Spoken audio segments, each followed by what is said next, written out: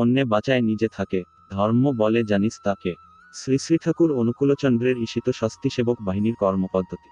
শ্রী শ্রী ঠাকুর প্রথম তারা দীক্ষিত হবে, তারপর তারা এমনভাবে প্রস্তুত হবে যাতে মানুষকে নানাভাবে সেবা দিতে পারে। এরা চেষ্টা করবে পতিত জমি চাষ করতে, উন্নত প্রণালীতে কৃষি কেমন রে করতে হয় তা তারা রে দেখাবে। কোথাও যদি জলের অভাব হয় তাহলে তারা দলবল মিলে নিজেদের চেষ্টায় পুকুর কেটে দেবে ও টিউবওয়েল বসাবে।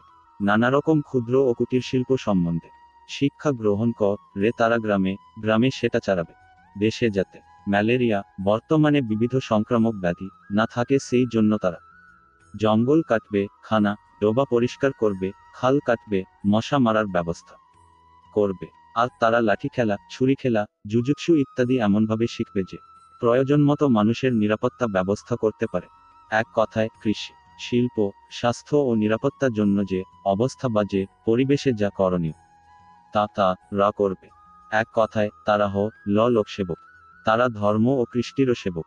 আপ্র 19তম খণ্ড প্রি 109। স্বস্তি বাহিনীর কাজ হবে অন্যায় অত্যাচারকে নিরুদ্ধ করা, অত্যাচারী যাতে পথ না পায়, এগুতে না পারে তাই করা। স্বস্তি বাহিনী হবে সৎসঙ্গ থেকে আলাদা একটা সংস্থা, কিন্তু তা থাকবে সৎসঙ্গীদের পরিচালনাধীন। স্বস্তি সেবকদের অলরাউন্ড এডুকেশন, সর্বতোমুখী শিক্ষা থাকা চাই। সব কাজ তাদের পারা চাই, কুলির কাজ থেকে প্রশাসনের কাজ পর্যন্ত। আপ্র 19তম খণ্ড প্রি 10।